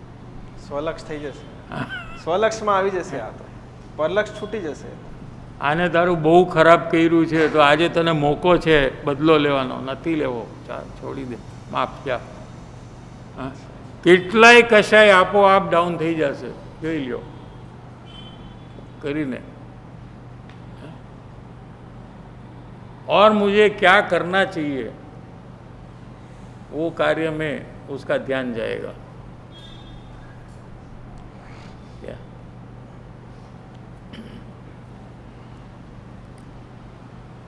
અહીંયા તો એથી આગળ વધેલો જીવ છે જે એને વિનય છે। ભય લાગે છે હવે તો। એટલે બહુ ઇમ્પોર્ટન્ટ વાત કરી છે હા, બહુ કૃપાળુદેવે। તો તરત જ એક જ બરાબર પોઈન્ટ પકડી લે છે કૃપાળુદેવ કે આ જગ્યાએ તારે વર્ક કરવાનું છે। તને કેમ ભય નથી લાગતો કે તારો જન્મ ક્યાં થશે? કેમ કે તું કાયમ છો, આત્માનો તો નાશ થવાનો નથી। હા, તો કોઈને કોઈ શરીર લેવું પડશે। આ શરીર મરણ થાય તો છોડવું પડશે કે નહીં? હા, તો પછી બીજું શરીર લેવું પડશે કે નહીં? એ કયું મળશે એની ચિંતા કોણે કરવાની? એ બરાબર મળે આગલો ભાવ એની ચિંતા કોણ કરે? હા, એને સુધારવાનું કામ કોણે કરવાનું?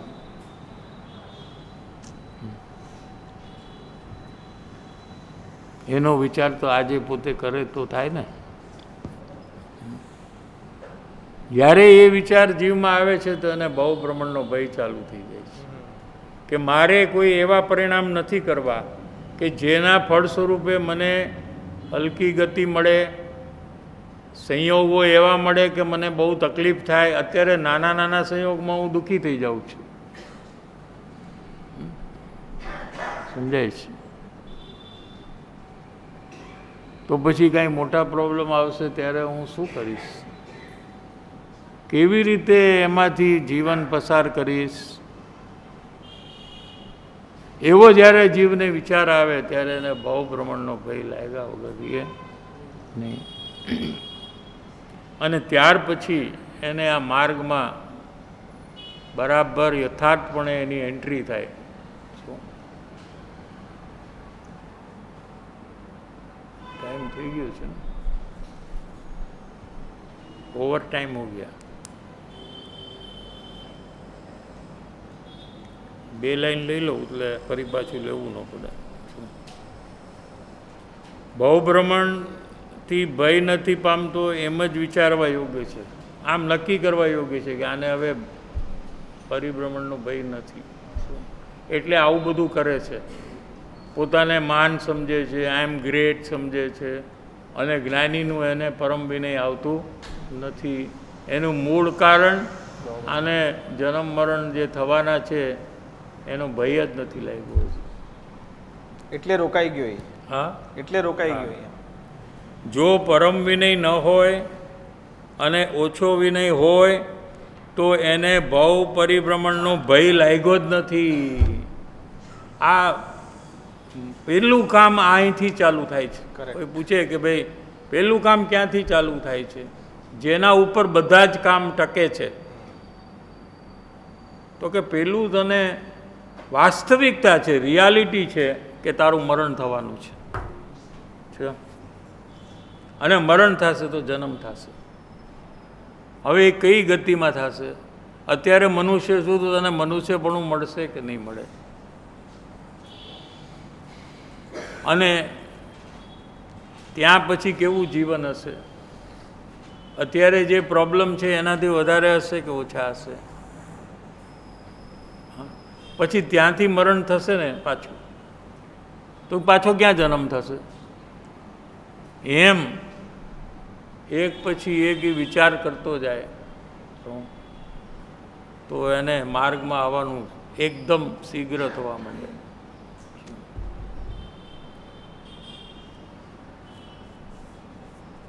અને પોતે પોતાથી છેતરાય છે।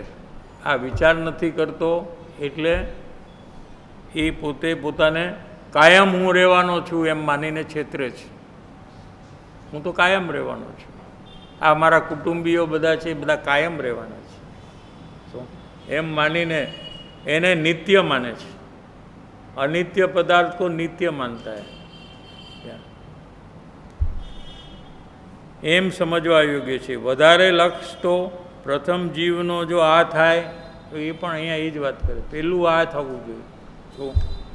तो सर्वशास्त्रना अर्थ अने आत्मप्राप्तिनो जे मार्ग छे एने सहजे सिद्ध थवा सहजे ओछामां ओછી મહેનતે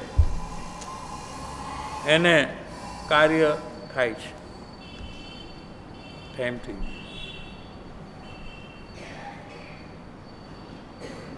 1 मिनट के ब्रेक के बाद 15 मिनट प्रश्न चर्चा यही विषय पे। ऑनलाइन के लेंगे क्वेश्चन, फिर यहाँ से लेंगे।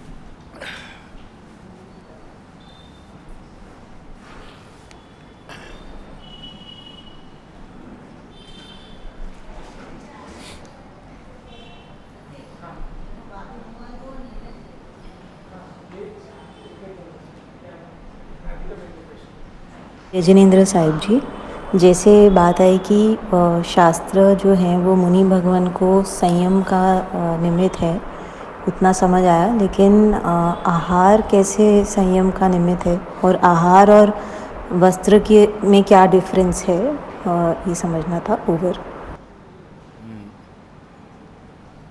आहार कैसे संयम का निमित्त, क्योंकि मुनि दशा में केवल ज्ञान की प्राप्ति करनी है क्या, ऐसा उनका ध्येय है।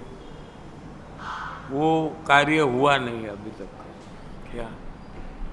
और शरीर की प्रकृति ऐसी होती है कि उसमें क्षुधा तृषा ऐसा अंदर में उत्पन्न होता है, इसलिए वो एक बार आहार लेते हैं क्या।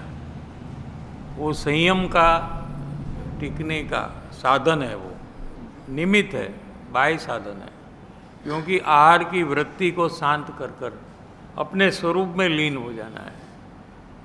लेकिन कपड़ा नहीं पहना तो कोई तकलीफ नहीं है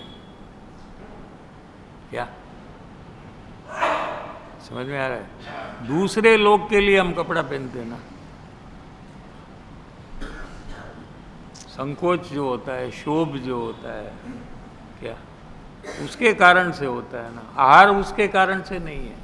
अंदर में क्षुधा का भाव जो होता है, अंदर में जठरा अग्नि चालू हो जाती है क्या, और आहार लेने से वो शांत होती है। अगर मुनि में इतना पुरुषार्थ हो कि आहार के काल में अगर वो अपने स्वरूप में लीन हो जाए तो वो पहले करते हैं, आहार नहीं लेते, उपवास करते थे। फर्स्ट ऑप्शन आहार लेना वो नहीं है, इज अ लास्ट ऑप्शन क्या। पहले आत्मा की स्थिरता कर कर अंदर में आहार लेने का जो भाव है, वृत्ति है, उसको तोड़ देते हैं। और ऐसा अनेक बार करने के बाद जब कभी ऐसी परिस्थिति हो कि उतना पुरुषार्थ न हो, वो पुरुषार्थ भी अपने षटकारक से होता है, उसके भी वो करता नहीं है, उसके भी ज्ञानी ज्ञाता दसता है क्या।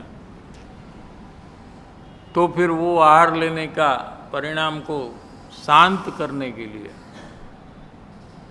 आहार लेने की ऐसी क्रिया में आते हैं क्या। साहिब जी, जो आज बात आई कि परम विनय की ऊंचाई है, तो मेरे में ये दोष है साहिब जी, और ये सतपुरुष ने बताया भी है इस बारे में वर्क करने के लिए, तन मन धन की आसक्ति छोड़ने के लिए, लेकिन मैंने अभी तक वो पूरी तरीके से उस पर वर्क नहीं किया है और विनय परम नहीं किया है। तो इसमें मैं और कैसे साहिब जी मेरी भूमिका में और कैसे वर्क करूं साहिब जी? साहिब जी थोड़ा थोड़ा समझ में आया क्या आपको? परम विनय का जो दोष है हाँ, वो आइडेंटिफाई हो रहा है उनको उसमें। ओके उसको परम विनय में आने के लिए क्या वर्क करना चाहिए?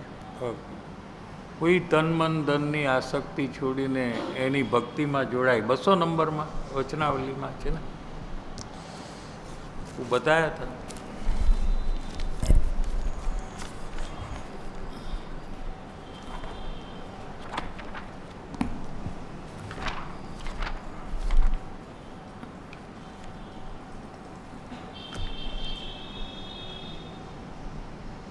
पॉइंट नंबर 6 है, જ્ઞાનીની આજ્ઞાનું આરાધન તે કરી શકે છે. કોણ કરી શકે છે? કે તે કરી શકે છે કે જે એક નિષ્ઠાએ, એક જ પ્રયાસે, કોઈ બીજી નહીં, એક નિષ્ઠાએ, એક શ્રદ્ધાને તન એટલે શરીર, મન એટલે પોતાના વિચારો અને ધન એટલે સંપત્તિ, એની આસક્તિનો ત્યાગ કરીને તેની ભક્તિમાં જોડાય છે. ભક્તિ તો કરે છે, વિનય તો કરે છે, પણ એ ઓછો વિનય કેમ છે ये विषय चल रहा है ना, कि उसको तन मन धन की आसक्ति है, उसके कारण से ये हो रहा है. समझ में आ रहा है कि नहीं? इसलिए क्या कहा कि एक निष्ठा है, तन मन धन ની આસક્તિનો ત્યાગ કરીને, माने त्याग हो सकता है, तन मन धन का त्याग नहीं, आसक्ति, तन मन धन की आसक्ति का त्याग. કયું સહેલું છે? તન મન ધનનો ત્યાગ કરવો સહેલો છે કે એની આસક્તિનો ત્યાગ કરવો છે? સહેલું કામ છે.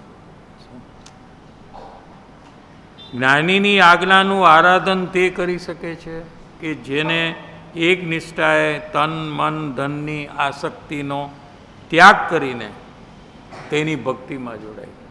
ત્યાગ કર્યા વગર એની ભક્તિમાં જોડાય છે, એને પરમ વિનય આવતો નથી.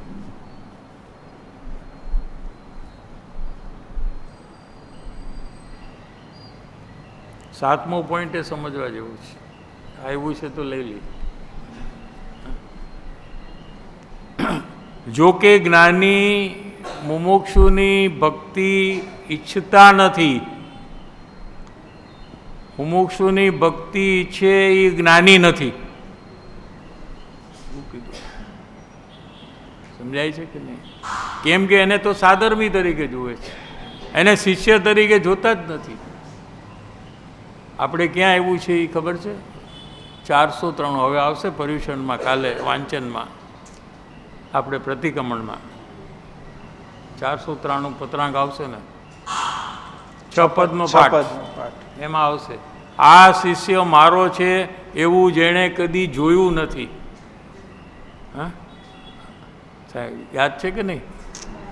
મારી પાછું રિફ્રેશ થશે. હા, મારી ભક્તિનો મારી ભક્તિનો કરતા છે માટે મારો છે એમ જેણે કદી જોયું જ નથી. બોલો.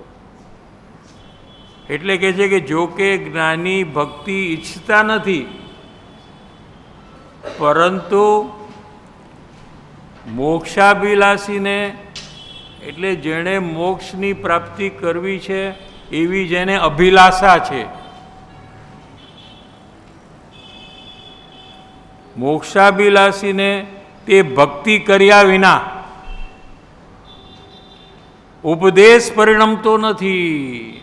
જે ઉપદેશ ઈ સાંભળે છે ને, સમજે છે, લખે છે, બીજાને કહે છે કે આ વાત આવી આજે, તો એને યાદ હોય તો કહી દે કે આજે એ વિષય ચલા था. हाँ बराबर ने, પણ ऐसा परिणमन उसके अंदर में नहीं हो रहा है. परिणमन होना माने जैसा बोध है वैसा अंदर में चेंज हो जाना। अपन को अपन चेंज, जैसे अभी बोध आया कि तन मन धन की आसक्ति को छोड़ देना, ऐसा आया ना। हाँ, लेकिन स्वयं के अंदर में ये चेंज हो जाना कि क्या चेंज होकर होगा, क्या होगा, चेंज कर रहे वो क्या होगा।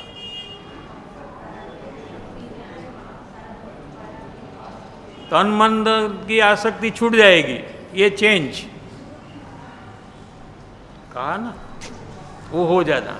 कहा लेकिन होता नहीं है ना।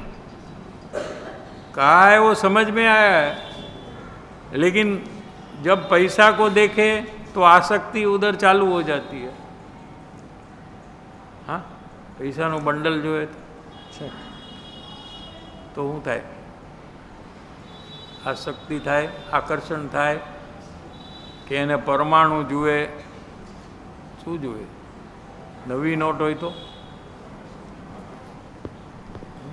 શું થાય? તન મન ધનને જોતા એને જે આકર્ષણ થાય છે, આસક્તિ થાય છે, એને કારણે એનો જ્ઞાન ત્યાં રોકાઈ જાય છે। બરાબર છે? એ સમજાઈ ગયું એટલે પરમ વિનયમાં આવતો નથી, એ સમજાઈ ગયું। સમજાઈ ગયું તો હવે ઇમિડિયેટલી આ જીવ ચેન્જ થઈ જશે કે નહીં? પાક્કું નહીં ચેન્જ થાય? ભક્તિ હોય તો થાય।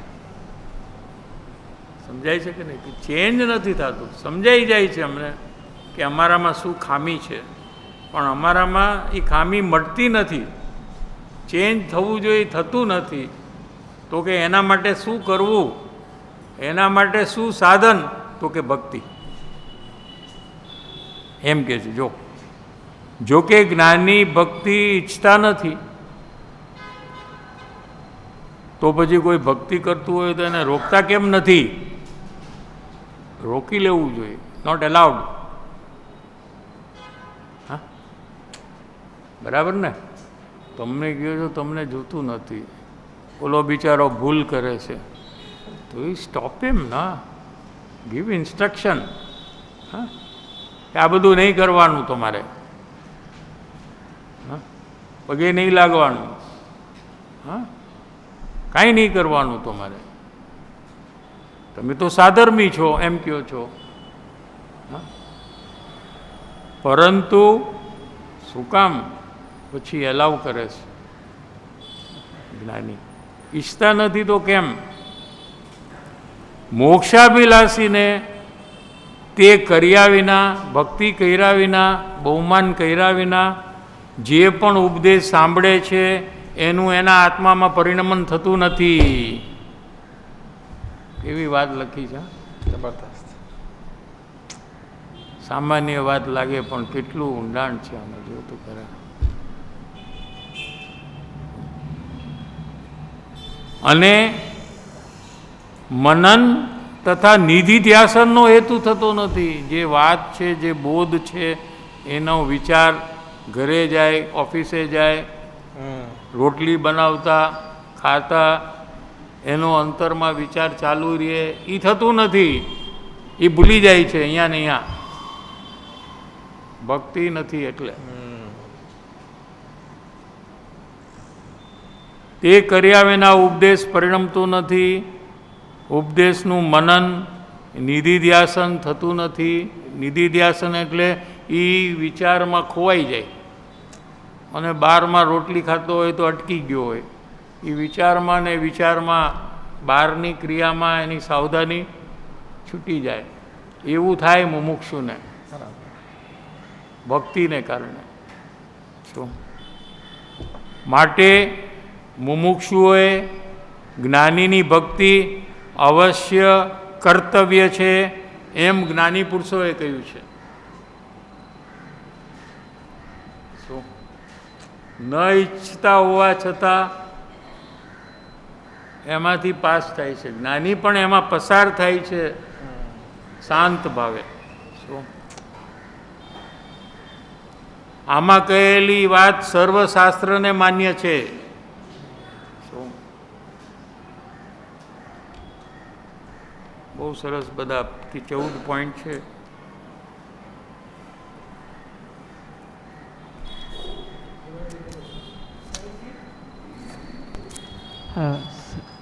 જય જિનેન્દ્ર પૂજ્ય સાહેબજી, હમણાં લઘુતાની વાત આવી તો સાહેબજી મને પોતાનામાં એમ લાગે છે કે હું તો નાની નાની બાબતમાં આકુળ વ્યાકુળ થઈ જાઉં છું, જ્યારે મારા ગુરુએ તો કેવું ચેલેન્જ લઈને કાર્ય કર્યું છે, તો હું કેમ આવું કરું છું એવું લાગે તો છે. પણ ત્યાં સાહેબજી આ લઘુતા મેન્ટેન બી રહે અને કોન્ફિડન્સ પણ લૂઝ ન થાય, એની માટે ત્યાં મારે કેવી રીતે વર્ક કરવું? ઓવર. શું છે કે પોતે ઓલરેડી લો પોઝિશનમાં છે, એની બદલે પોતાને ઘણો મહાન ઊંચો માને છે, એ કોમ્પ્લેક્સ છે સુપિરિયરિટી. અથવા પોતે જેવો છે એવો પોતાને માને તો એમાં કોઈ ડિપ્રેશન કે લોસ ઓફ કોન્ફિડન્સ નથી થતું, પણ એની બદલે એનો પુરુષાર્થ ઉત્પન્ન થાય છે એ ડિફરન્સ મટાડવાનો, અને પોતે જ્ઞાની થઈ જાય છે, એવું થાય છે. साहब जी, सत्संग से पता चलता है कि पाप जैसे कि रात्रि भोजन करना और परफ्यूम का यूज़ करना सब अल्प बंधन का कारण है. क्या? हाँ, ओके. हाँ, सत्संग से पता चलता है कि जैसे कि अभी रात्रि भोजन करना, परफ्यूम का यूज़ करना, परफ्यूम का यूज़ करना, परफ्यूम का यूज़ करना, ये सब अल्प बंधन का कारण है. इससे मोटा पाप दर्शन मोह है. तो इस बात से दर्शन मोह नहीं है, चारित्र मोह है. नहीं, इससे मोटा पाप. इससे मोटा पाप दर्शन. दर्शन मोह. तो ये बात समझ के मतलब एडवांटेज लेता हूँ, तो थिंग्स ग्रांटेड लेता हूँ मैं. तो वो तो है, वो तो क्या है, प्रॉब्लम है ना कि भाई जो सिद्धांत है उसमें कभी कभी ऐसी बात, सही बात है वो तो आएगी, वहाँ तो दर्शन मोह की भयानकता आपको बतानी है, लेकिन आपको वो छोड़ने का तो होता नहीं है, उसका प्रयास ही नहीं चलता है, मेरापना करतापना. और आप चारित्र मोह के जो दोषित परिणाम जो कम है उससे वो भी गलत कार्य ज़्यादा करने लग जाते हैं, तो ये अपने को नुकसान होगा. और वो जिनवाणी का बोध से अगर आपको नुकसान हो रहा है तो जिनवाणी का बोध आपने समझा ही नहीं है. ये आपको एक टेस्ट कर लेना कभी भी कि जिनवाणी के कोई वचन से आपके परिणाम बिगड़े, आपकी पोजीशन डिटोरिएट हो, तो आपको समझना चाहिए कि आपने गलत अर्थघटन किया है, क्योंकि जिनवाणी तो जीव को मोक्ष प्राप्ति के प्रेरणा में, जीव को उत्साह में लाती है, ऐसे वचन है, और आपके दोष बढ़ने लग गए क्या, और वो भी जिनवाणी का आधार लेकर आप कह रहे हो कि आपने ही कहा ना ये दोष कम है इसलिए मैं करता हूँ, ऐसा होना नहीं चाहिए. और सेकंड पार्ट ऐसा है कि कभी कभी प्रयोग करता हूँ तो उस पर फुल इन्वॉल्वमेंट नहीं रहता है, तो प्रयोग कैसे करना है, उसका लॉजिक क्या है, समझने में संतुष्ट हो जाता हूँ. तो इस पर मैं कैसे वर्क करूँ सर? अच्छा, समझने से ही संतुष्टपना हो जाती है, हमको पता लग गया कि कैसे प्रयोग करना. हाँ, वही ना प्रश्न आपका. हाँ. जैसे हमको पता लग गया, गूगल में देखा कि हॉल में कैसे हम पहुँचे घर से, हाँ, और हमको संतुष्टपना हो गया और हम यहाँ आएंगे ही नहीं. हमको पता लग गया ना कैसे यहाँ हॉल में आना. आपने ये हॉल ढूंढा है ना? नहीं, मेरा कहना क्या है, हमारा जवाब हाँ, सुनो. ठीक. क्या कि हमको यहाँ आना चाहिए, खाली समझने से कोई फायदा नहीं है, वो कार्य में हमको आना चाहिए. अभी कहिए आपको क्या प्रश्न है? तो कभी कभी प्रयोग भी कर लेता हूँ, तो इसकी वजह से मेरा फुल इन्वॉल्वमेंट नहीं रहता है इस विषय पे। तो वो आपका टारगेट क्या है देख लो। ये सब कार्य जो आप करते हैं ना, हाँ, उसके फल में आप क्या चाहते हो अंत में? आत्मज्ञान। आत्मज्ञान तो क्या ऐसे आत्मज्ञान होगा? नहीं होगा। शायद आपका वो टारगेट ही नहीं है। चेक करो, आपका टारगेट वो होगा कि हमको सत्संग में उपस्थित रहना है, बस उतना ही टारगेट है। तो आप यहाँ आ जाते तो आपका कार्य पूरा हो गया। क्या समझ में आ रहा है कि नहीं?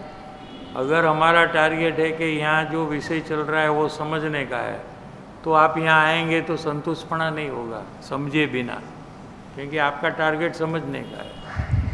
तो आप समझने में फोकस करेंगे और समझ लेंगे तो आपका टारगेट हो गया, तो वहाँ तक आप रुक जाएंगे। लेकिन अगर आपका टारगेट और ज़्यादा है कि समझने के बाद मुझे प्रयोग करना है, तो सिर्फ समझने में संतुष्टपना नहीं होगा, प्रयोग करे बिना आपको शांति नहीं होगी और आप प्रयोग में आएंगे। अगर आपका टारगेट सिर्फ प्रयोग करने का है लेकिन आत्मज्ञान नहीं करने का है, तो थोड़ा थोड़ा प्रयोग कर कर आपको संतुष्टपना हो जाएगा और वहाँ अटक जाएंगे। तो क्या करना चाहिए, यहाँ से आपको एक अंदाज लगेगा कि आपका टारगेट अपग्रेड करो, तो बाकी के सब काम सही हो जाएंगे। यानी कि आप जो भी अभी कर रहे हैं ना, वही आपका टारगेट है। जहाँ तक आप पहुँचे हैं वही आपका टारगेट है। तो कोई सत्संग में आ गया तो उसको वही टारगेट है कि मैं बस कुछ मैं आ गया। किसी ने ये सुन लिया कि आज क्या विषय चला, तो उसका उतना ही टारगेट है समझने का, प्रयोग करने का नहीं है। इसलिए वो प्रयोग में नहीं आता है। जिसने प्रयोग का टारगेट किया है वो सुनने से संतुष्टपना उसको नहीं होगा, लेकिन उसको ऐसा सुनता है तभी समझता है कि ये मैं जो सुन रहा हूँ समझ रहा हूँ, इसको मैं प्रयोग में कैसे लेना है मुझे। तो उसके प्रश्न ही वही प्रकार के आएंगे, ये बात तो सही है लेकिन मुझे अभी कैसे करना। आपका वो प्रश्न नहीं आ रहा है, उसका मतलब कि आपका टारगेट ही नहीं है प्रयोग का। अगर आपका टारगेट आत्मज्ञान का है तो आप पूछेंगे कि ये प्रयोग से आत्मज्ञान कैसे होगा, इसका कनेक्शन कैसे है, ऐसी जिज्ञासा आपको उत्पन्न होगी। समझ में आया? हाँ, तो टारगेट को पहले से मोक्ष का होना चाहिए, पूर्ण सुखी होने के लिए। कायम मुझे सुख चाहिए, थोड़ा भी दुख मुझे नहीं भोगना है, ऐसा आप टारगेट बांधने का प्रयास करो। प्रयास करते करते जब वो टारगेट बन जाएगा तो आपकी सर्व एक्टिविटी बराबर हो जाएगी। थैंक यू साहब। साहिब जी, जो दोष देखने का अवलोकन है वो करने के टाइम पे एक के बाद एक दोष दिखते तो उसकी सीरियसनेस उतनी ज़्यादा फील नहीं होती। अगर कोई सामने से आके बोलेगा कि दोष है भाई, तो लगता है कि हाँ दोष है, उतना उसका फील आता, बट अवलोकन करने के टाइम उतना इंटेंसली नहीं आता। तो उसके लिए क्या करना हो? अवलोकन आप अपने दोष का करते हो ना कि दूसरे का? अपना ही। हाँ, तो वो मत करो। अभी सिर्फ इतना ही टारगेट रखो कि कोई बताए ना तो मुझे देखकर उसका स्वीकार करना, इतना ही मेरा कंप्लीट काम है। इसे आगे दूसरा कुछ काम नहीं करना है, और इसमें परफेक्शन आपको आ जाना चाहिए। समझ में आया? परफेक्शन में क्या है कि दोष देखे बिना हाँ कह दे रहे हो, ऐसी आर्टिफिशियलिटी नहीं होनी चाहिए। अच्छा, मैं ये काम कर रहा हूँ ना, कोई भी बताएगा तो अपना काम क्या है, हाँ सॉरी, ऐसा नहीं करना। दोष बताने वाले आपको दोष जो बता रहे हैं आपको देखना चाहिए कि आप में है कि नहीं, और देखकर अगर आप एक्सेप्ट करेंगे तो ही आपका स्वच्छंद कम होगा, वैसे ही एक्सेप्ट करेंगे तो नहीं होगा। अगर आपको देखने के बाद भी आपको अपना दोष न दिखे क्या, तो आपको सामने वाले के एंगल से अपने को दिखना पड़ेगा। तो अगर आपको सामने वाले के एंगल से दिखा कि ये तो दोष है, कोई भी करे तो ये दोष है, तो आपको स्वीकारना चाहिए। और स्वीकारने के काल में कितना टाइम लगता है, आधा घंटा 2 घंटा, कल, वो टाइम लैग जो है वो कम होना चाहिए। ये एक प्रयास है क्या, क्योंकि हमको इंस्टेंट स्वीकार में आना है, ऐसा लेवल को हमको पहुंचना है। थर्ड पॉइंट, दोष बताने के वाले के प्रति आपको द्वेष भाव उत्पन्न होता है अगर, तो वो बराबर नहीं है, तो एक्सेप्टेंस बराबर नहीं है। लेकिन उसके लिए उपकार बुद्धि आनी चाहिए। वो हो रहा है कि नहीं आपके परिणाम में अवलोकन कर कर देखिए। तो ये सब काम, इसमें 25 पॉइंट लिए हैं, वो 25 पॉइंट में वर्क करना है और ये काम परफेक्शन करना है, इसलिए कि ये फाउंडेशन वाला काम है जिसके ऊपर सीधा लय खड़ा रहने वाला है अपना। हम जब सिद्ध होंगे तो उसका फाउंडेशन यहाँ से चालू होता है, इसलिए ये काम एकदम मेटिकुलसली परफेक्टली होना चाहिए। तो आपको पक्ष को छोड़ने का प्रैक्टिस जो होगा, फिर अभी आप इसके बाद जब आपका अवलोकन करेंगे तो आप परफेक्टली दोष का पक्ष नहीं करेंगे। थैंक यू साहब जी।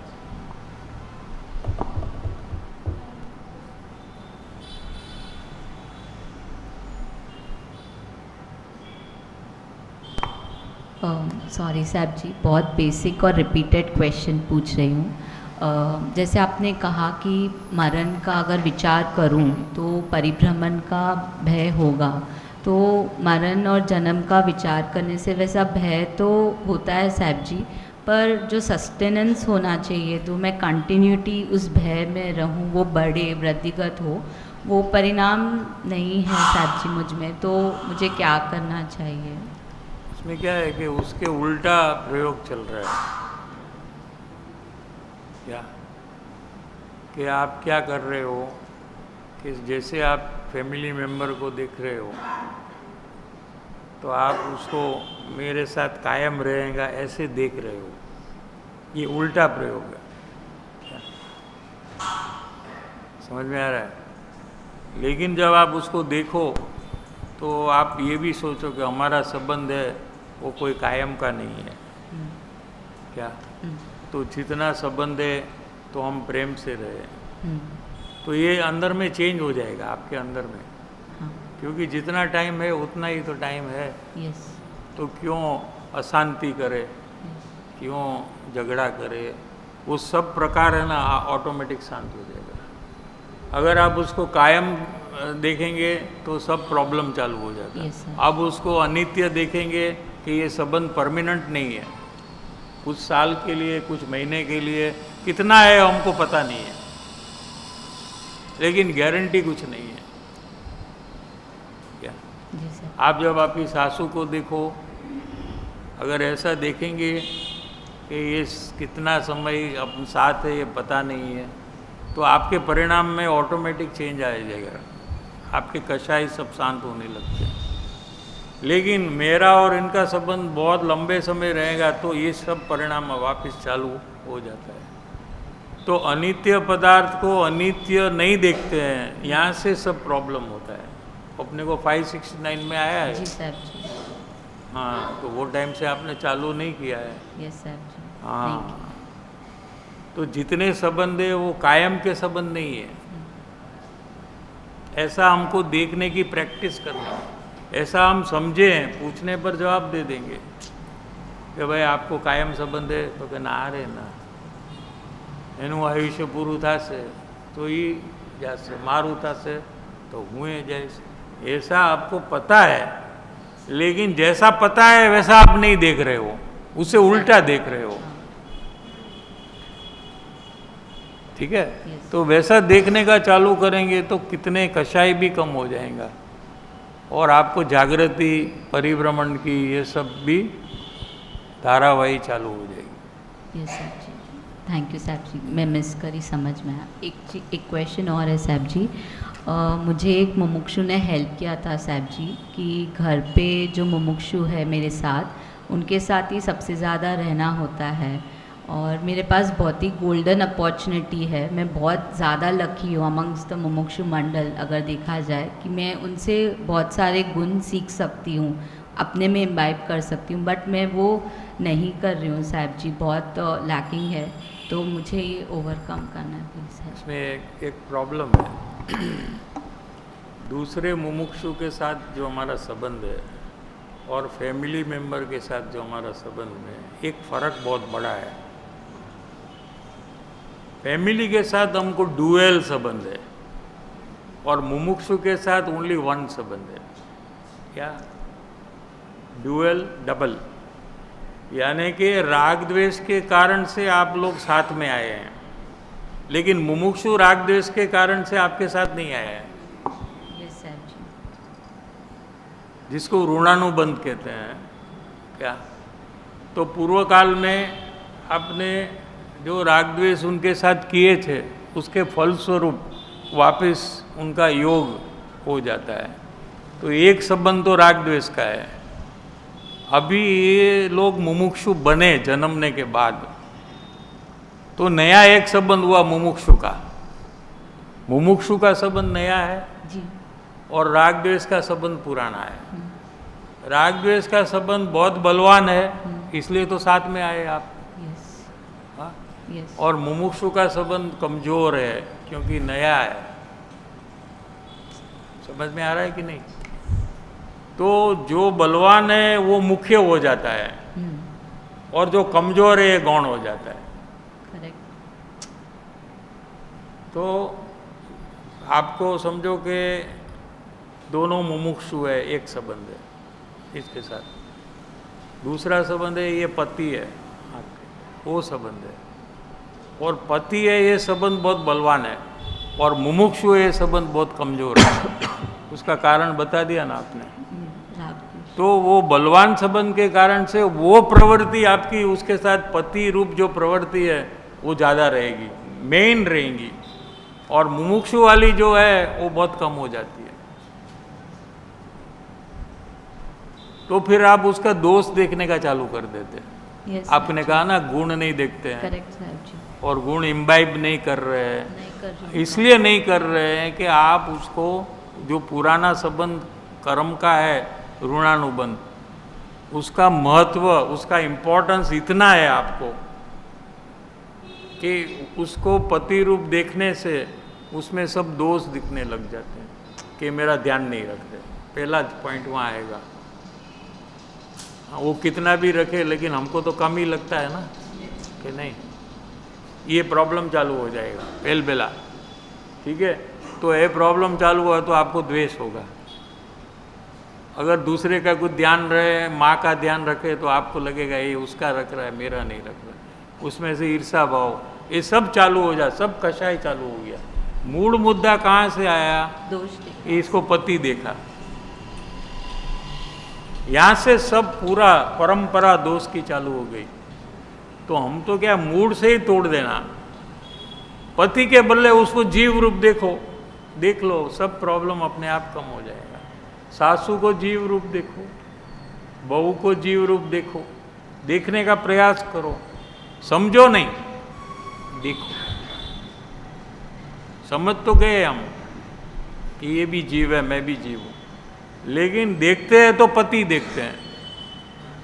तो उसकी प्रैक्टिस अगर आप करेंगे तो धीरे धीरे ये हो सकता है, इसमें कोई कठिन नहीं है।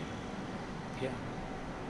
वो भी जीव है, मैं भी जीव हूँ, वो कहाँ से आया, मैं कहाँ से आई, हम कुछ टाइम के लिए साथ में हैं, कितना टाइम है वो पता नहीं है, शांति से रहे या अशांति से रहे, ये हमको स्वतंत्रता है, बाई चॉइस है। हमको क्या करना है। क्या रोज धमाल करवी છે, अशांति करवी છે, झगड़ा करवा છે, कि केम के डिफरेंस तो रहेगा दो जीव में। सब दोनों कार्बन कॉपी तो नहीं रहेंगे, आप जैसे वैसे ही तो सामने वाला रहेगा, तो आपको अट्रैक्शन ही नहीं आएगा। ये तो मेरा कार्बन कॉपी है। तो उसमें कोई विविधता अलग होगी, तो उसके कारण से तो आप जुड़े हैं वहाँ। Opposites attract. यस। ठीक है? और वही फिर दोष का कारण आपको हो जाता है कि ये दोष है, ये ऐसा जोर से क्यों बोलता है, ये मेरा ध्यान क्यों नहीं रखता है। ये सब प्रकार के जो दोष से छूटना हो तो सबसे इजी है कि बारंबार प्रयत्न करो कि ये भी जीव है, मैं भी जीऊँ। क्या ऐसा करते करते आपके कषाय में तुरंत एकदम ड्रॉप होगा, देख लेना। क्या और फिर उसको मुमुक्षु तरीके से देखकर उसमें से गुण आप में प्रकट हो जाएंगे।